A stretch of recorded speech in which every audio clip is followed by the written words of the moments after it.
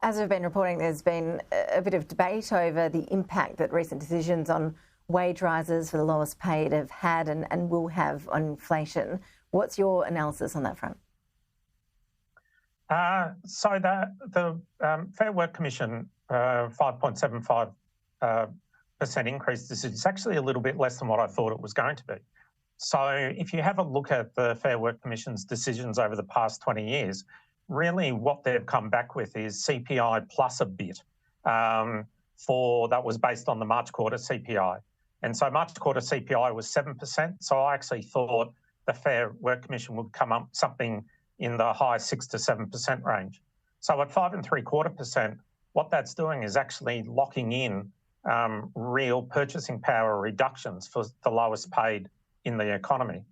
And so it's unlikely to add too much pressure into the economy in and of itself.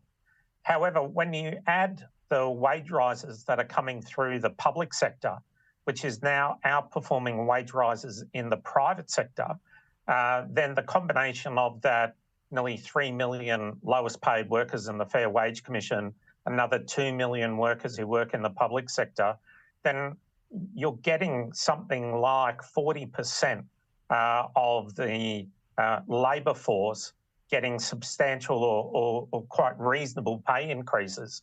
And so that's why the Reserve Bank's clearly concerned about a wage price spiral. And the facts are we're already in one. It's just not as large as what they were historically.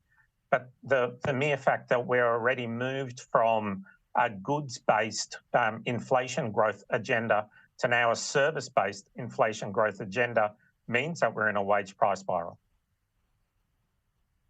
Okay, looking at the rate hikes, 12 in the last 13 months, when can we expect that to actually flow through significantly to the housing market? I mean, nationally, the latest data out suggests that property prices are only rising.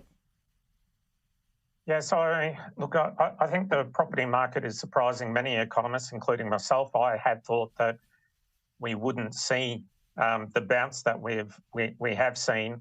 And I think that what that shows is that the other factors that influence short-term prices in housing, such as population growth, wages growth, stock increases, are all overpowering the increase in interest rates that we've seen.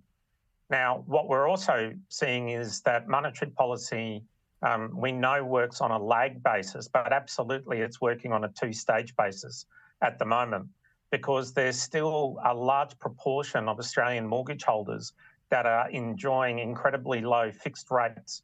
And while they're starting to roll off at the moment, they're not going to really start to accelerate that roll-off until the September quarter of this year. And so we're not going to really see the full effect of that historic interest rate rises to date within the housing market until the start of the third quarter of this year. And then it's going to roll out over another 12 months.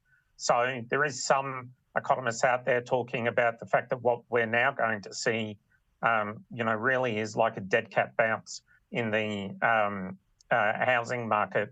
And I think that that's probably true.